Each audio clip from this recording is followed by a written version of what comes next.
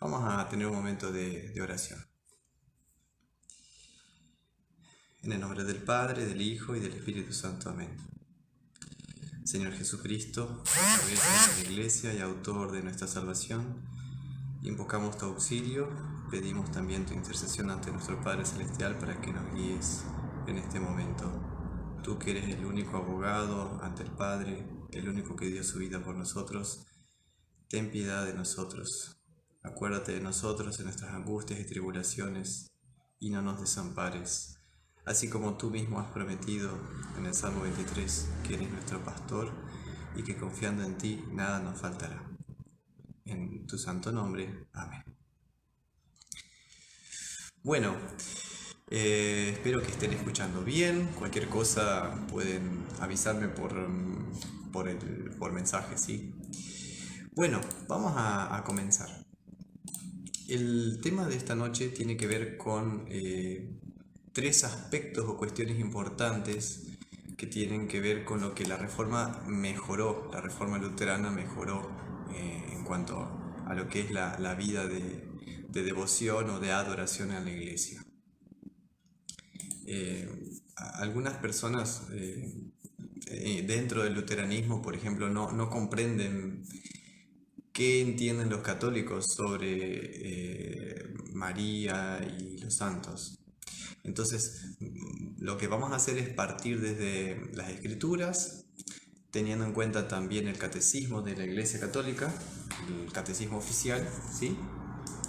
Y también lo que responden o lo que dan testimonio nuestras confesiones de fe, ¿sí? Como tenemos en el libro de Concordia, las confesiones de la Iglesia Evangélica Luterana, que en su tiempo trataron esto y que sigue siendo totalmente vigente. Bueno, ¿alguna vez te preguntaste cuándo comenzó esto de adorar o de venerar o de invocar a la Virgen María? Y lo digo con mucho respeto a nuestros hermanos católicos también, los estimo y los quiero profundamente, así que este estudio bíblico también es para ellos y creo que va a servir de gran utilidad también.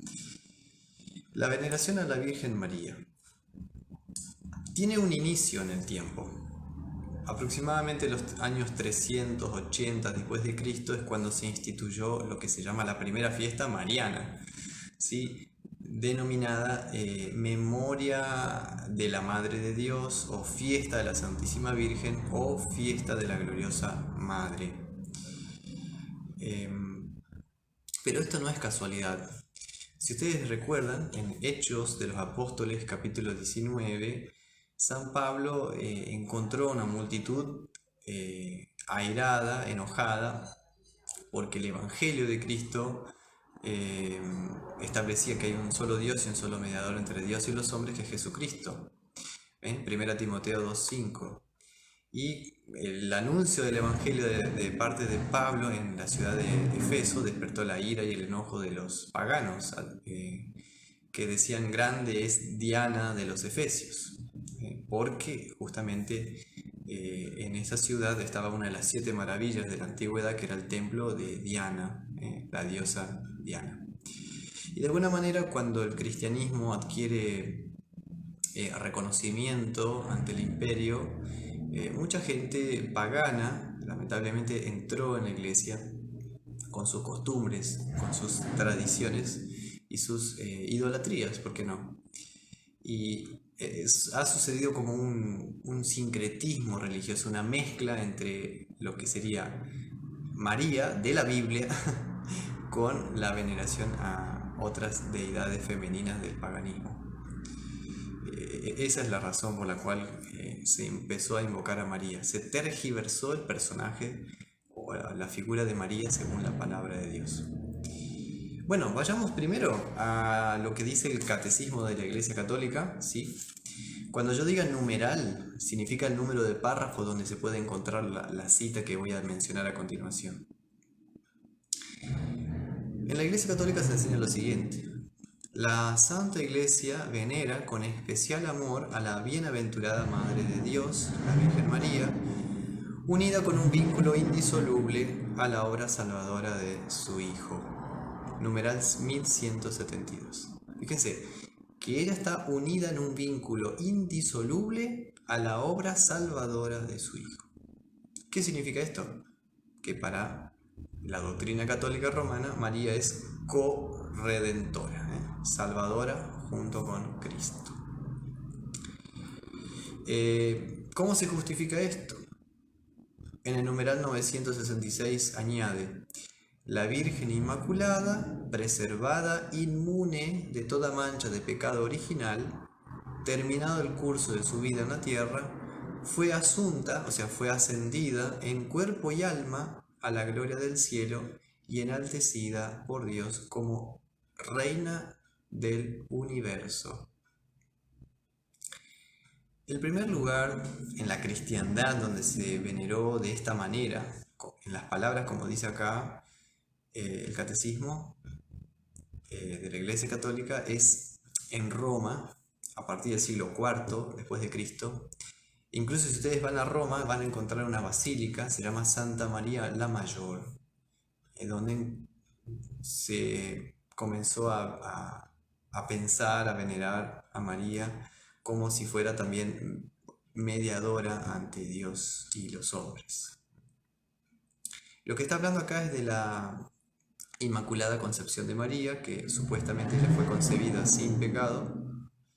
Por el otro lado, de que ella una vez fallecida, ella murió también, pero fue resucitada por Dios y subió en cuerpo y alma a la gloria del cielo y colocada a la diestra de su Hijo como reina también del universo.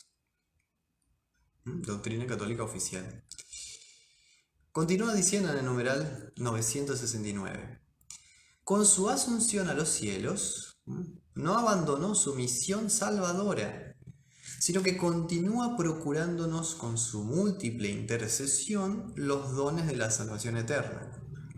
Por eso, la Santísima Virgen es invocada en la Iglesia con los títulos de abogada, auxiliadora, socorro y mediadora. O sea, una vez que sube al cielo, ella no abandona a sus hijos en la tierra, dirían de la doctrina católica, sino que continúa intercediendo con dones de salvación. Y es por esa razón que es invocada en la Iglesia. Y miren los títulos: abogada, auxiliadora, socorro y mediadora. Un poquito más, en el numeral 979 añade un poco más. Desde los tiempos más antiguos, como yo les decía, a partir del año 380 después de Cristo, se venera a la Santísima Virgen con el título de Madre de Dios, Madre de Dios, bajo cuya protección se acogen los fieles suplicantes en todos sus peligros y necesidades. Este culto, valga la aclaración, culto significa adoración. Este culto, aunque del todo singular, es esencialmente diferente del culto de adoración que se da al Verbo encarnado. O sea, se reconoce que esto viene desde los tiempos antiguos, se le llama Madre de Dios, a María. Los fieles se acogen a su protección en los peligros y necesidades, y este es un tipo de adoración particular, dice singular, pero subordinado a la adoración a Cristo y a la Trinidad. ¿Cómo explicar, cómo justificar, ¿no?, una adoración a Dios y una adoración particular o secundaria a María, ¿no? El nombre Madre de Dios, les cuento, es bíblico. En eso no estamos en desacuerdo con los católicos. Quizás algunos luteranos pondrán el dedo en la llaga en esto, pero es cierto, María es la Madre de Dios. Porque cuando un luterano dice esto, o un cristiano, no está refiriéndose a que María tiene naturaleza divina, sino que se apunta a la naturaleza divina de aquel que nació de María. En verdad el título original no es Madre de Dios, sino la que dio a luz a Dios. María es la que dio a luz a Dios, el Verbo encarnado. Eso celebramos en cada Navidad. ¿Quién nació en Belén? Dios, encarnado. El nombre griego es Theotokos, Theotokos, la que dio a luz a Dios. Traducido como Madre de Dios, pero específicamente María es la que dio a luz a Dios. En eso no tenemos nada que objetar, es cierto. Cristo tiene una doble naturaleza.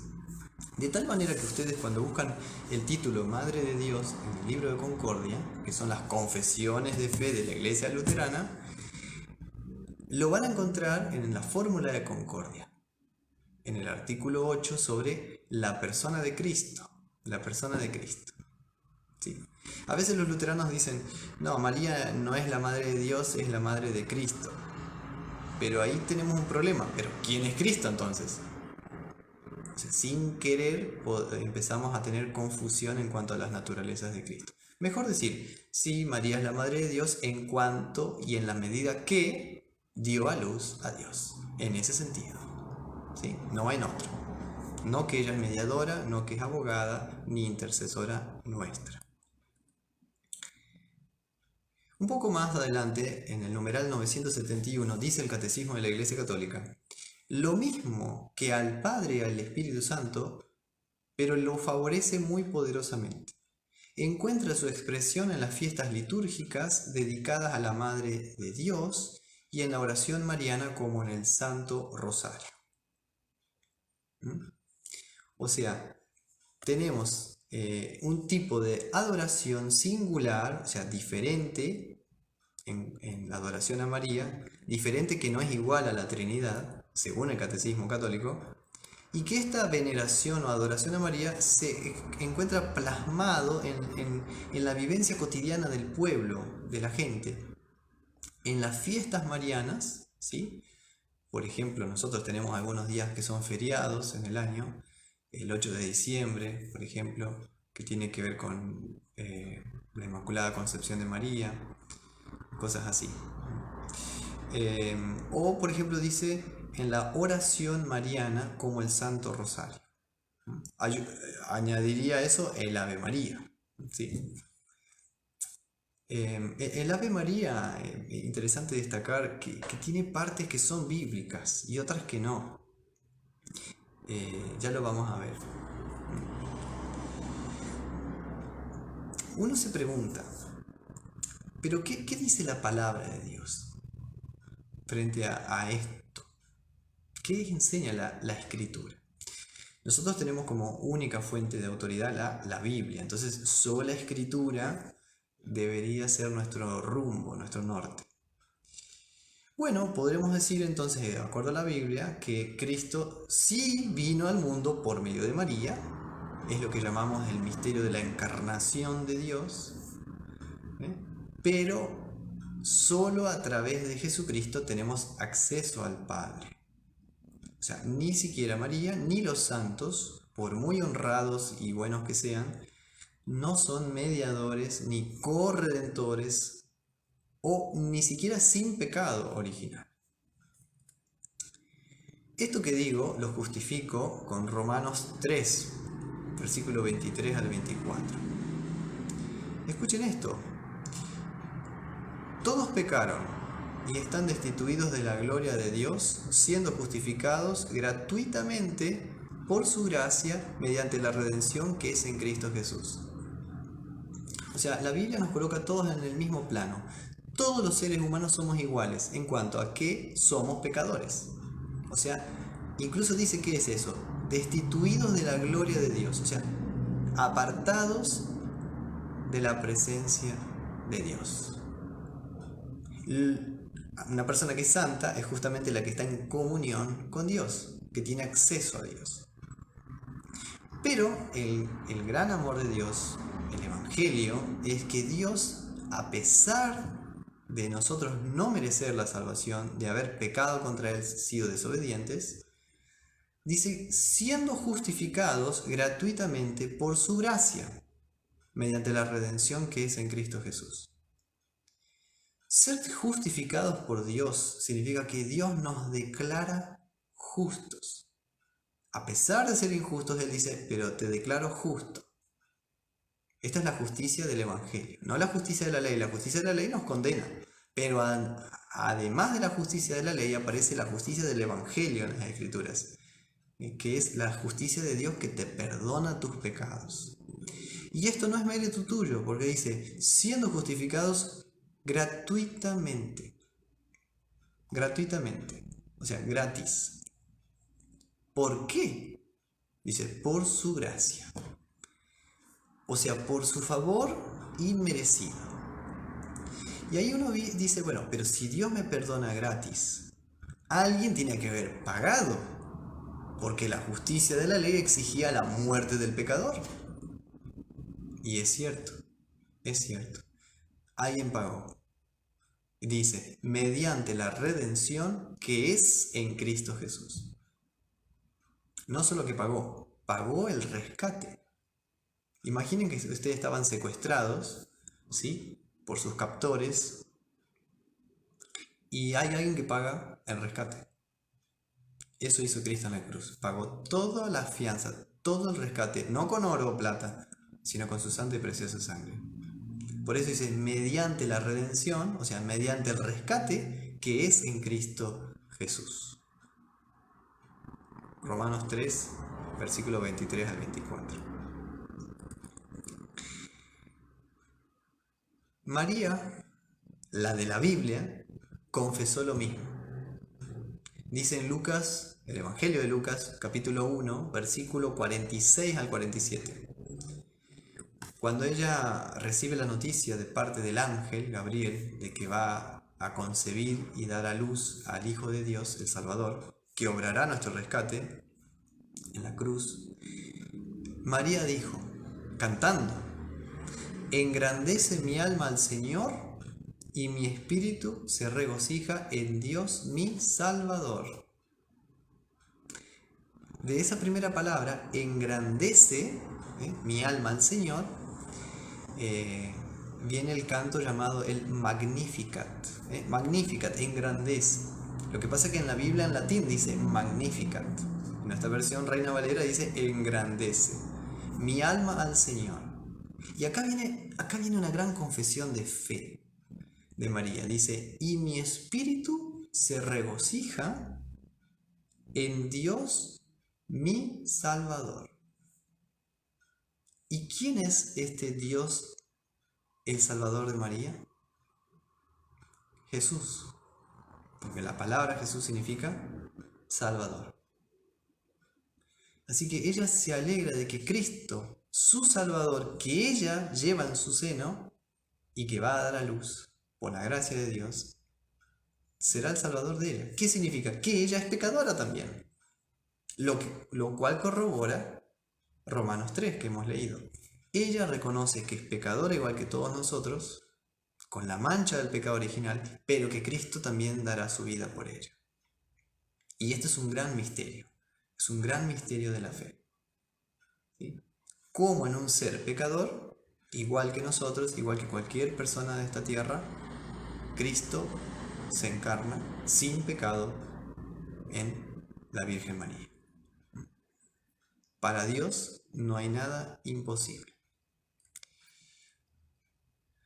Quizás uno de los versículos más importantes sobre esta cuestión, sobre la veneración a María, o si invocar o no a los santos, tantos santos, ¿no? San Expedito, San Cayetano, San José, sea 1 Timoteo. 1 Timoteo capítulo 2, si ustedes lo leen en el contexto, tiene que ver sobre la oración. Consejos sobre la oración. Y ahí va a contar algo también. Así que lo vamos a leer directamente de la Escritura. Si ustedes quieren acompañarme en este momento, les invito a buscar en su Biblia, en su versión, la que tengan, para que vean que es verdad, que no estoy inventando doctrina, ¿sí? Porque los textos bíblicos hay que leerlos a la luz de su contexto. 1 Timoteo capítulo 2, versículo 1 hasta el 6. Exhorto ante todo a que se hagan rogativas, oraciones, peticiones y acciones de gracias por todos los hombres, por los reyes y por todos los que están en eminencia, para que vivamos quieta y piadosamente, en toda piedad y honestidad. porque esto es bueno y agradable delante de Dios nuestro Salvador, el cual quiere que todos los hombres sean salvos y vengan al conocimiento de la verdad. Porque hay un solo Dios y un solo mediador entre Dios y los hombres, Jesucristo, hombre, el cual se dio a sí mismo en rescate por todos, de lo cual se dio testimonio a su debido tiempo. Remarcamos el versículo 5 y 6. Hay un solo Dios, está bien, hay un solo Dios, y un solo mediador entre Dios y los hombres, Jesucristo, hombre. Lo que te está aclarando ahí la Biblia es que, además de haber un Dios, y guarda, porque a veces decimos, no, todos tenemos el mismo Dios. Depende cómo se lo explica. Todos tenemos el mismo Dios en cuanto a que Dios nos creó a todos, el mismo creador. Pero no todos tenemos el mismo Dios en cuanto a la fe en Cristo. Porque cuando entramos en el tema de la Trinidad, no todos creen en la Trinidad. Por eso aclara San Pablo, porque hay un solo Dios y un solo mediador entre Dios y los hombres. Mediador, como si fuera un puente de un lado a otro que conecta una frontera con otra. Ojalá pronto se abran las fronteras. Un solo mediador entre Dios y los hombres. O sea, una frontera era la humanidad, el otro lado del puente era Dios. ¿Quién es el camino que une los dos? Jesucristo. ¿Y por qué? Porque Él es Dios y hombre al mismo tiempo. Dos naturalezas en una sola persona. ¿Sí? La segunda persona de la Trinidad se diferencia del Padre y del Espíritu Santo, que es Dios verdadero, eterno y al mismo tiempo 100% humano, sin pecado. ¿De dónde recibe la naturaleza humana? De la encarnación, de María. Esto también nos va a dar pie para entender que María tiene un papel en la historia de la salvación, no delante de Dios, sino que Dios le favoreció por su gracia. Podría haber escogido cualquier otra mujer de Israel, pero la escogió ella por gracia. Así como a nosotros, nos llamó por amor. ¿Por qué? Porque lo aclara San Pablo. Porque Dios quiere que todos los hombres sean salvos y vengan al conocimiento de la verdad. Si alguna vez te preguntaste, ¿será que Dios quiere que se salven todos o no? Bueno, acá te lo dice clarito. Dios quiere que todos los hombres se salven. Pero a través de Cristo. A través de Cristo. Y para eso está la iglesia, para dar testimonio de esto. Si vamos a otro texto bíblico, ¿qué dice la palabra de Dios sobre la invocación a María y a los santos? Si está bien o no. ¿Cómo debemos corregir nuestra oración a Dios? Vayamos ahora a Hechos de los Apóstoles. Hechos de los Apóstoles capítulo 4 es otro texto muy importante que habla de la exclusividad de Cristo como mediador ante el Padre y como único mediador ante el Padre, como lo aclara Primera Timoteo. Pero ahora estamos en Hechos de los Apóstoles capítulo 4, versículo 11 y 12. Texto muy conocido también, dice: Este Jesús es la piedra reprobada por vosotros los edificadores, la cual ha venido a ser cabeza del ángulo, y en ningún otro hay salvación, porque no hay otro nombre bajo el cielo dado a los hombres en que podamos ser salvos. Jesús es la piedra rechazada por los edificadores. Aquí se refiere a los líderes judíos del tiempo de Jesús, ¿no? Pero terminó siendo, por su muerte y resurrección, la cabeza del ángulo. Y también añade San Pedro, y te lo dice San Pedro, en ningún otro hay salvación, porque no hay otro nombre bajo el cielo dado a los hombres en que podamos ser salvos. Lo aclara dos veces: es la piedra reprobada, es la cabeza del ángulo, y en ningún otro hay salvación. Solo en Cristo hay salvación. No hay otro nombre.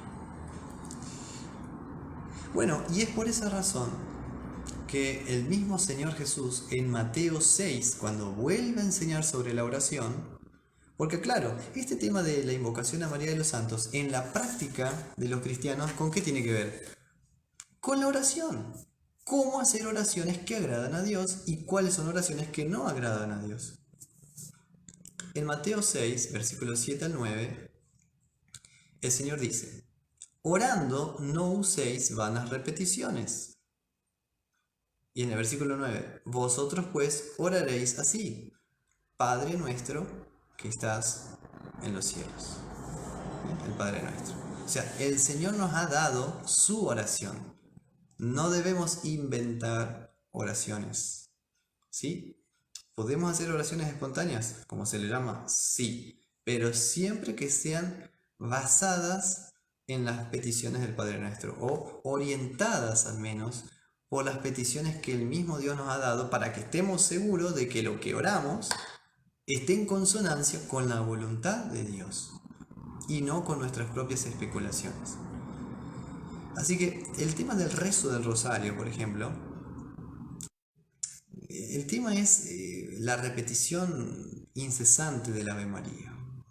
El Ave María dice así, Dios te salve María, llena eres de gracia, el Señor es contigo, bendita tú eres entre todas las mujeres y bendito el fruto de tu vientre, Jesús. Hasta ahí uno diría es bíblico, porque está basado en el anuncio del ángel Gabriel a María. Tiene fuente bíblica, en Lucas 1. Lucas informa que así le saludó el ángel. ¿Sí? Dios te salve María. O sea, es un saludo como diciendo, Dios te ha favorecido María, el Señor está contigo, Dios está contigo. ¿Sí? Bendito es el fruto de tu vientre. Claro, Cristo es el bendito fruto del vientre de María. Bendito es el fruto de tu vientre, Jesús. Santa María, Madre de Dios, hasta ahí bien, lo hemos aclarado, la Theotokos, la que dio a luz al Dios. Pero ahora viene el problema con el Ave María. Ruega por nosotros, pecadores, ahora y en la hora de nuestra muerte. Amén. En la parte final está el problema del Ave María. No es bíblico, es un engaño del hombre, por no decir del maligno. Así que tenemos ese problema con el Ave María. Tenemos una gran parte que es bíblico y otra parte que no, que coloca a María también como mediadora o abogada nuestra. Lamentablemente. Y si uno es sincero para con Dios, tiene que decir, entonces el Ave María está mal. En parte sí, habría que dejarlo. Habría que dejarlo, como yo lo hice. ¿Sí? Yo sé que es difícil, porque a veces está muy internalizado en uno, pero uno tiene que aprender a humillarse ante Dios y reconocer que si Él nos enseña así y es la verdad, uno debe reaprender y tenemos que aprender a reaprender, aunque nos cueste mucho. Algunos de nosotros han pasado la vida invocando a los santos por ignorancia, porque no hemos tenido esta instrucción, esta catequesis bíblica. Así que la idea no es condenar a los que oran equivocadamente, simplemente mostrar lo que dicen las confesiones de fe. Tanto el catecismo de la Iglesia Católica, a la luz de la Escritura, como también las confesiones luteranas o el mismo catecismo o los mandamientos. El primer mandamiento que también dice, obviamente, no tendrás otros dioses delante de mí. Bueno, pero ¿qué enseñan los luteranos sobre la invocación a María y a los santos? Es muy interesante para ustedes los luteranos, ahora me dirijo a ustedes, que sepan que en la confesión de Augsburgo, una confesión de fe presentada al emperador católico Carlos V el 25 de junio de 1530, nada más y nada menos, nuestra constitución doctrinal, el artículo 21 se llama el culto de los santos. Y presten atención.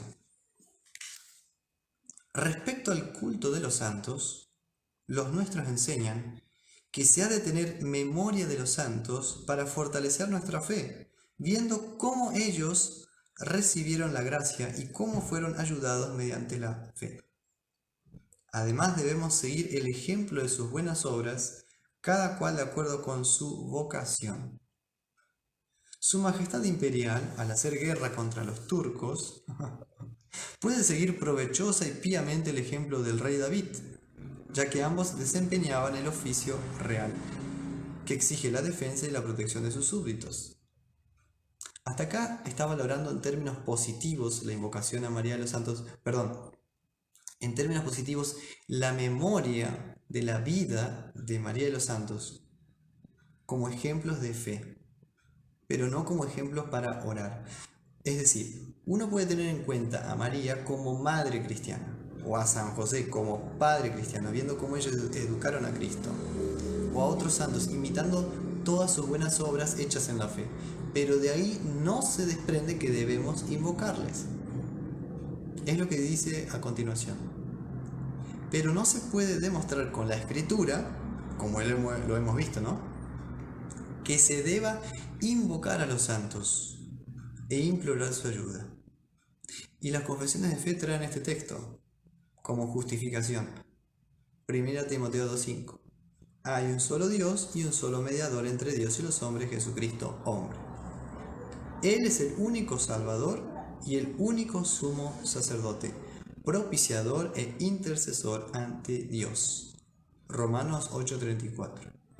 Y solo Cristo ha prometido oír nuestra oración. De acuerdo con la Escritura, fíjese, siempre de acuerdo a la Biblia, el culto divino más excelso, o sea, la adoración mejor, es buscar e invocar de corazón a este mismo Jesucristo en toda necesidad y angustia. 1 Juan 2, versículo 1, lo dice: si alguno hubiere pecado, abogado tenemos para con el Padre, a Jesucristo el justo. Confesión de Augsburgo, artículo 21, sobre el culto de los santos. Bueno, queridos hermanos, eso es lo que enseña entonces la Iglesia Católica, lo que la Escritura enseña como juez y también lo que confiesan como testimonio de la Escritura las confesiones de la Iglesia luterana. Así que en otra parte también las confesiones luteranas agregan lo siguiente, en la defensa o la apología de la confesión de Augsburgo, ¿sí? Porque resultó ser que a los católicos no les gustó nada lo que decían acá los luteranos en la confesión de Augsburgo, hicieron una confutación, o sea, una respuesta, y los luteranos al año siguiente volvieron a hacer otra respuesta a esa respuesta de los católicos. Esa es la apología. Y dice así: aunque María es digna de los más grandes honores, o sea, se reconoce que tiene un lugar en la historia bíblica, de ninguna manera quiere ser igual a Cristo. Lo que quiere es que nosotros consideremos y sigamos los ejemplos que ella nos dio. Pero la realidad misma nos muestra que en la opinión de la gente, la bienaventurada Virgen ha suplantado por completo a Cristo, como si Cristo no fuese un propiciador, sino tan solo un juez temible y vengador. Cuando la gente busca otros mediadores, además de Cristo, coloca su confianza en estos, y el conocimiento de Cristo queda totalmente borrado de su mente. Apología de la Confesión de Augsburgo. También en el artículo 21, párrafos 27 y 28 y 34. Tremendo. Por eso, querida gente, vale la pena conocer la Biblia y las confesiones de fe de la Iglesia luterana. Así que en la realidad, la gente ha, vamos a decir, reemplazado en varias ocasiones a Cristo por la Virgen y por todos los tipos de vírgenes que han aparecido. Bueno, eso sobre María y la invocación a los santos. como dicen las confesiones de fe, se pueden tener en cuenta el ejemplo de vida, cómo ellos vivieron, cómo ella fue madre cristiana. Yo creo que ahí está el gran valor de María para nuestro tiempo, cómo ella educó y crió al Señor. Y también de San José, pero no invocarles. Vamos ahora al segundo tema. El segundo tema tiene que ver con el papado romano.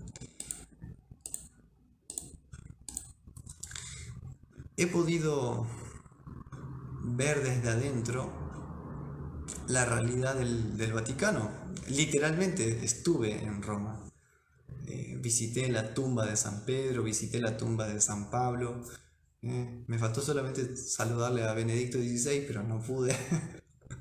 Pero visité los museos vaticanos. Y uno se encuentra con una realidad impresionante. No sé si ustedes sabían, pero la Basílica de San Pedro, la Plaza de San Pedro, dentro de la ciudad de Roma, es un país. Es un país dentro de una ciudad. La ciudad-estado del Vaticano es el país más pequeño del mundo. ¿Qué significa eso? Que el obispo, el Papa de Roma, que en este momento es Francisco, es un jefe de Estado, además de ser un líder espiritual de la mayor iglesia de la cristiandad, la iglesia católica romana. Porque hay otras iglesias católicas también, ¿sí? Pero no romanas. Y uno dice, ¿de dónde viene este poder? Esta grandeza, esta opulencia. Bueno, todo tiene un origen, así que se los voy a comentar. Déjenme que tome un poco de agua. Miren esto. Al comienzo de la cristiandad, cuando el cristianismo se desparrama por el Imperio Romano, había parroquias y ciudades donde había más concentración de cristianos y por ende, entonces los pastores de esas ciudades eran más reconocidos y llegaron a ser como congregaciones y pastores más importantes, por así decirlo. ¿Cuáles eran estas congregaciones o parroquias más importantes? Bueno, donde estaba la capital, en Roma, el norte de Egipto, la ciudad de Alejandría, donde tenía la biblioteca de Alejandría, Constantinopla, fundada por Constantino, que terminó siendo después capital del Imperio Romano de Oriente, hasta el año 1453. Antioquía, una ciudad en Siria, la ciudad donde Pablo salía a hacer el viaje misionero y volvía, el lugar donde fueron llamados por primera vez cristianos, los cristianos, y por supuesto Jerusalén, donde comenzó todo. Así que más o menos en el siglo IV después de Cristo, todo el mundo cristiano tenía 5 sedes: Roma, Alejandría, Constantinopla, Antioquía y Jerusalén. ¿Sí? Pero ¿qué sucedió? Con el pasar del tiempo, hubo un problema muy serio en la iglesia, que fue la fusión de la iglesia con el Estado, con el gobierno. Cristo ya lo había advertido y había recomendado: dad a César lo que es de César y a Dios lo que es de Dios. O sea, la distinción de iglesia y Estado, no la fusión. Y había de los 5 patriarcados, como se llamaban, 2 que se disputaban esa primacía, el poder: Roma, capital del Imperio Romano de Occidente, y Constantinopla, capital del Imperio Romano de Oriente. Porque Constantino decidió subdividir el imperio como para administrarlo mejor.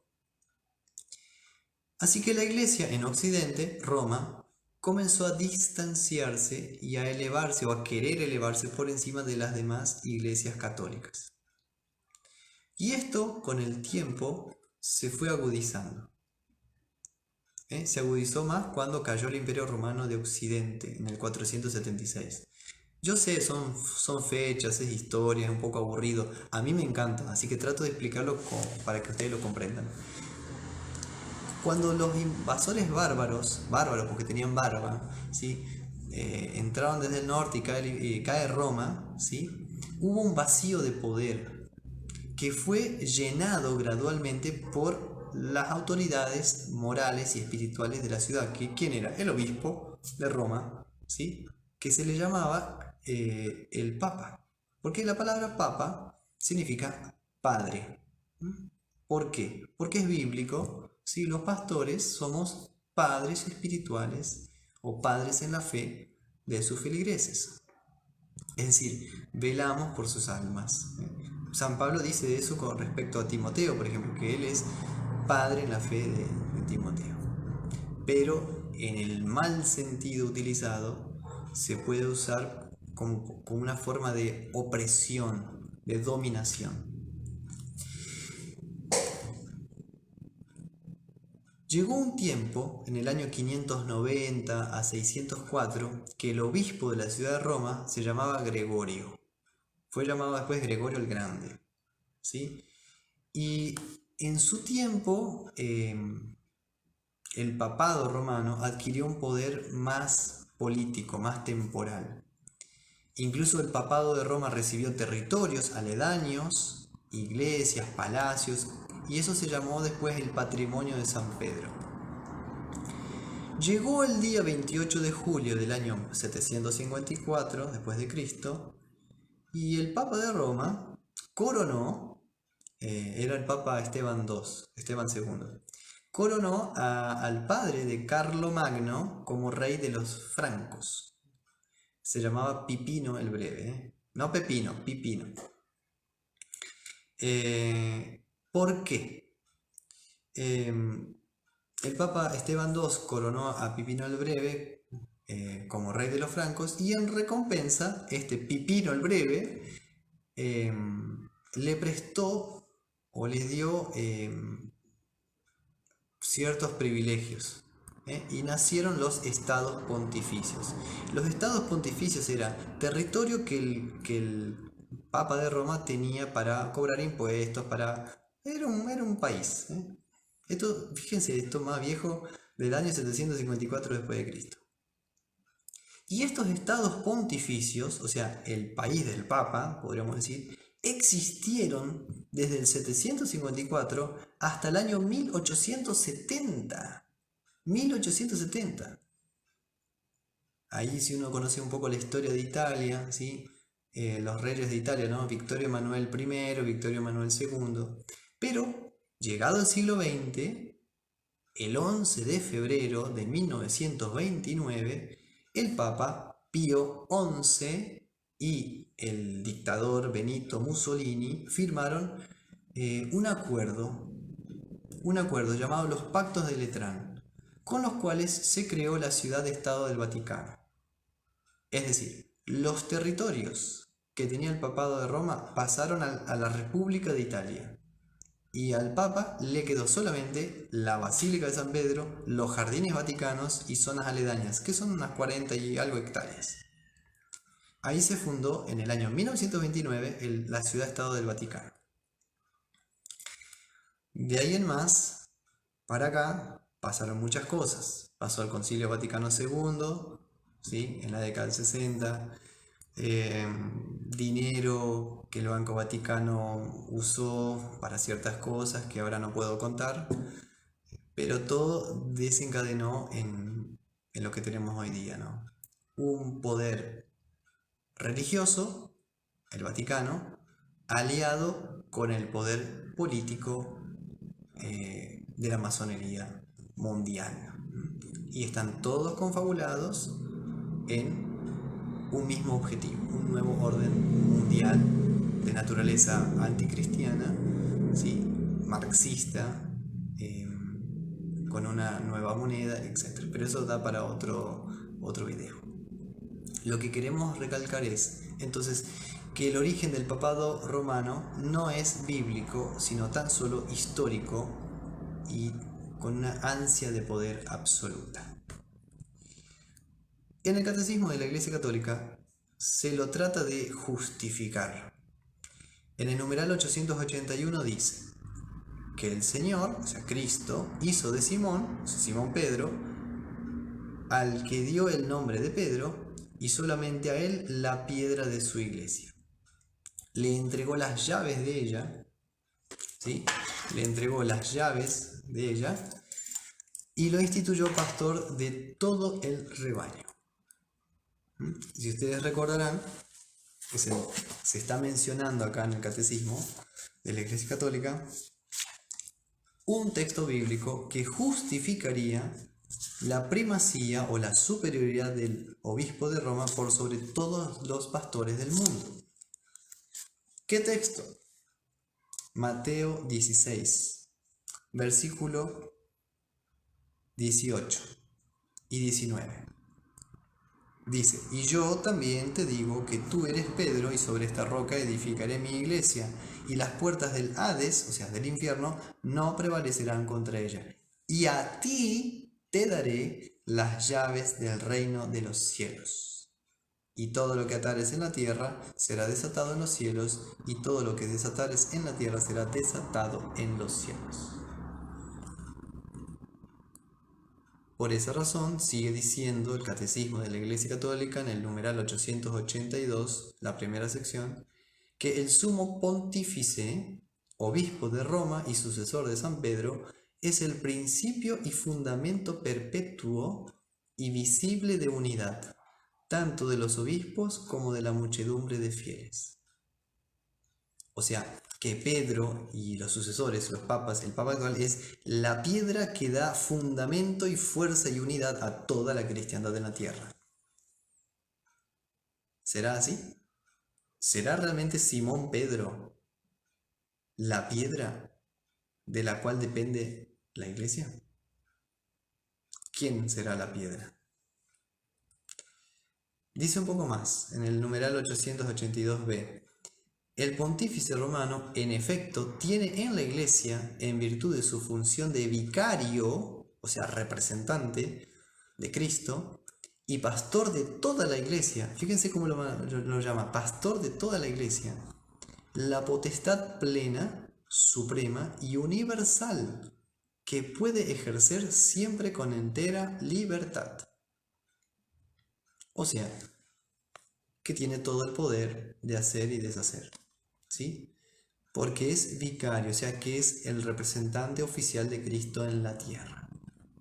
Y esto supuestamente con, vamos a decir, fundamento bíblico. Agrega algo más, en numeral 552 y 553. En el colegio de los 12, o sea, entre los 12 apóstoles, Simón Pedro ocupa el primer lugar. Jesús ha confiado a Pedro una autoridad específica. Dice, a ti te daré las llaves del reino de los cielos. ¡Wow! Fíjense que en apariencia parece que tiene razón. Si vos lo lees literalmente, parece, en una primera lectura rápida, que Cristo le está dando el gobierno de la iglesia y de toda la cristiandad en la tierra a uno, a Pedro. ¿Será así o no será así? Porque hemos visto ya el origen histórico del papado y esto no era así, pero vamos a ver un poco más. En el numeral 936b y 937 agrega el Catecismo de la Iglesia Católica. El obispo de la Iglesia de Roma, sucesor de San Pedro, es la cabeza del colegio de los obispos, vicario de Cristo y pastor de la Iglesia universal en la tierra. El Papa goza, por institución divina, presten atención, institución divina, de una potestad suprema, plena, inmediata y universal para cuidar las almas. De ahí viene el origen de la palabra católico, o sea, universal. El punto es este: si el origen del papado romano es institución divina o es algo de origen humano, o sea, institución humana. Esa es la pregunta. Según el Catecismo de la Iglesia Católica es de institución divina, que Él sea por encima de los demás. Agrega algo más. El colegio o cuerpo episcopal, o sea, cada pastor o obispo, no tiene ninguna autoridad, a no ser con el consentimiento del romano pontífice. No existe concilio ecuménico si el sucesor de Pedro no lo ha aprobado o al menos aceptado como tal. O sea, todos los demás obispos, pastores de la iglesia del mundo no tienen autoridad ninguna, a no ser que tengan el consentimiento del Papa de Roma. Bueno, interesante también porque cuando uno lo compara con el numeral 675b de la Iglesia Católica, del Catecismo, miren lo que dice sobre el anticristo, la persona del anticristo. ¿Quién es? El anticristo, es decir, un pseudo mesianismo en el que el hombre se glorifica a sí mismo, colocándose en el lugar de Dios y de su Mesías venido en carne. Cuando uno lee la definición de anticristo del propio Catecismo Católico, da a entender que el papado romano es anticristiano, porque se pone a sí mismo, se glorifica a sí mismo en lugar de Dios y de su Mesías venido en la carne. Déjenme decirles que el origen del papado romano no es bíblico, es una mala interpretación de Mateo 16, pero estaba profetizado en el Nuevo Testamento que así iba a suceder. El apóstol Pablo habla de que en el futuro iba a suceder algo así. Miren cómo dice en dos lugares. En primer lugar, en Hechos 20, en su mensaje de despedida a los pastores de Éfeso. Miren. Hechos 20, versículo 28 en adelante. Le habla a los pastores de Éfeso, San Pablo. Por tanto, mirad por vosotros y por todo el rebaño en que el Espíritu Santo os ha puesto por obispos, para apacentar la iglesia del Señor, la cual Él ganó por su propia sangre. Porque yo sé que después de mi partida entrarán en medio de vosotros lobos rapaces, que no perdonarán al rebaño. Y de vosotros mismos se levantarán hombres que hablen cosas perversas, para arrastrar tras sí a los discípulos. Por tanto, velad, acordándoos que por 3 años de noche y de día no he cesado de amonestar con lágrimas a cada uno. Y ahora, hermanos, os encomiendo a Dios y a la palabra de su gracia, que tiene poder para sobreedificaros y daros herencia con todos los santificados. Y el segundo texto de San Pablo es en Segunda Tesalonicenses.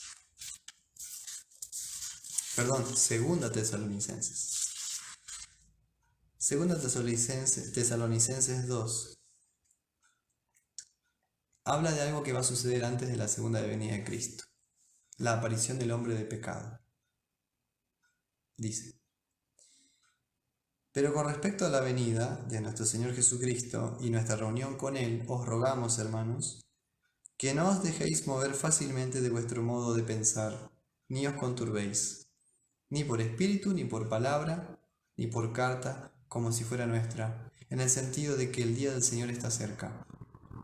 Nadie os engañe en ninguna manera, porque no vendrá sin que antes venga la apostasía, o sea, la pérdida de la fe, y se manifieste el hombre de pecado, el hijo de perdición, el cual se opone y se levanta contra todo lo que se llama Dios o es objeto de culto, tanto que se sienta en el templo de Dios como Dios, haciéndose pasar por Dios. El anticristo religioso no estará fuera de la iglesia, estará adentro, en el punto más alto de la cristiandad. Y fue profetizado esto por San Pablo. Así que el papado de Roma no fue instituido por Cristo como cabeza de la cristiandad, ni se le debe obediencia cuando enseña doctrinas humanas. Tampoco se le fue dado un poder político, ¿sí? cuando Pedro es perdonado por Cristo 3 veces en Juan 21, porque 3 veces Pedro le negó, él le dice y le confirma la fe a Pedro diciendo, apacienta mis ovejas, apacienta mis corderos. La tarea de un pastor es apacentar, alimentar con la palabra de Dios, llevar a los verdes pastos, no tener poder político. Jesucristo mismo dijo, mi reino no es de este mundo. Eso lo dijo en Juan 18:36. Reiteramos de vuelta. Marcos 12:17. Dad a César lo que es de César y a Dios lo que es de Dios. Así que cuando nosotros hablamos del papado de Roma, decimos, es algo instituido por los hombres, tiene origen humano, no tiene origen divino. Lo que sí tiene origen divino, institución divina, es el oficio del ministerio de la palabra, de la administración de los sacramentos. Eso sí, el oficio de las llaves, como tenemos en el Catecismo Menor de Martín Lutero, eso sí es institución divina.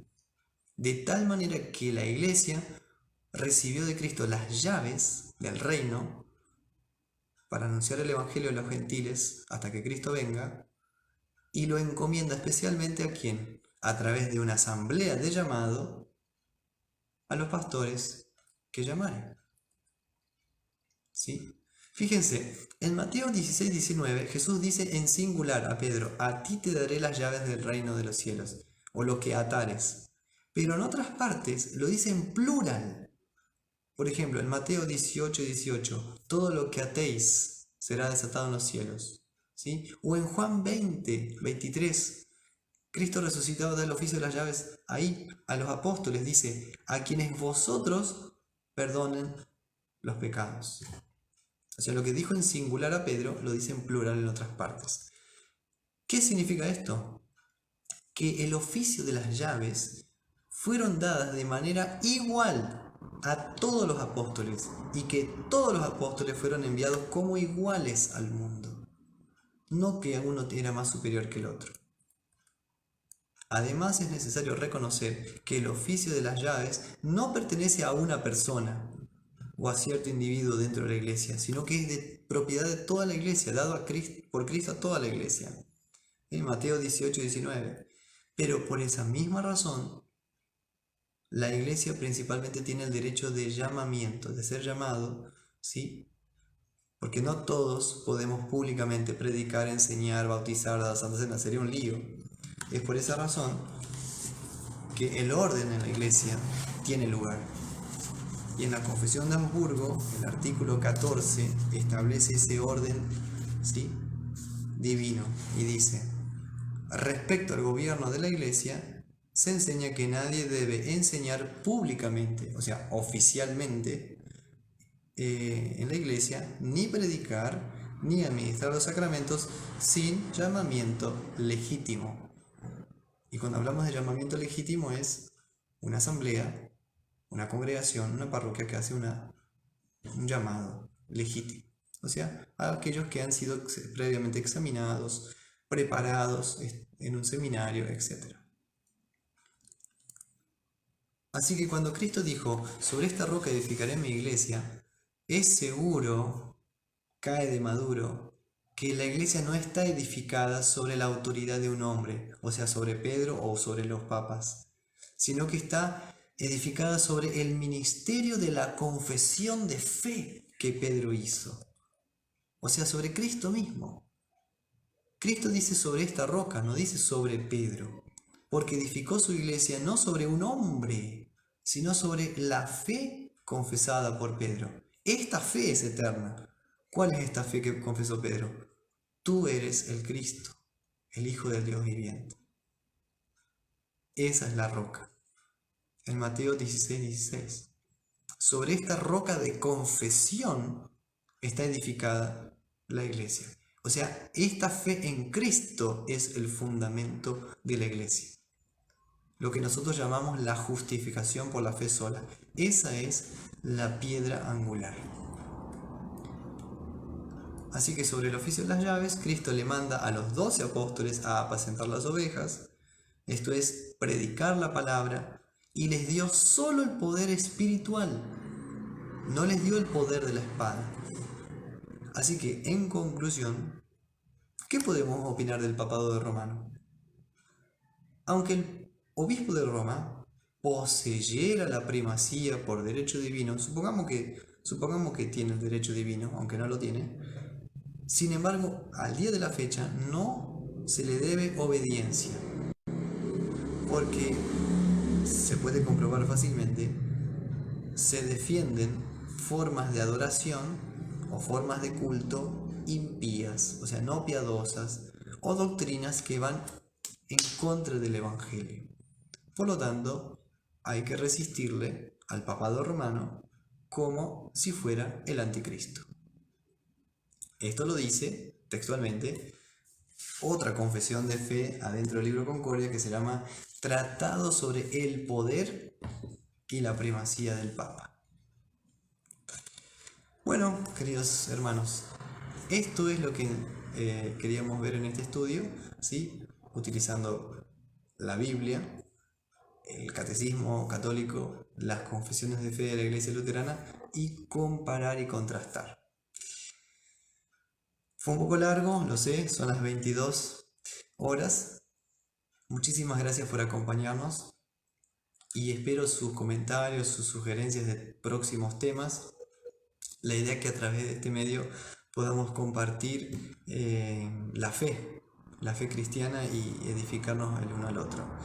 Así que bueno, agradecido, pongan un like y si les gusta, compártanlo. Nuestro espíritu y nuestro entendimiento es para poder crecer en la gracia de Cristo. Así que bueno, esa era la intención. ¿Hay verdades que duelen? Puede ser, pero la verdad también es liberadora. Cristo mismo dijo, la verdad los hará libres. Libres en Cristo, sigamos adelante. Muchas bendiciones, cariños a todos, un abrazo fraterno y Dios les cuide y les proteja en esta noche. Amén.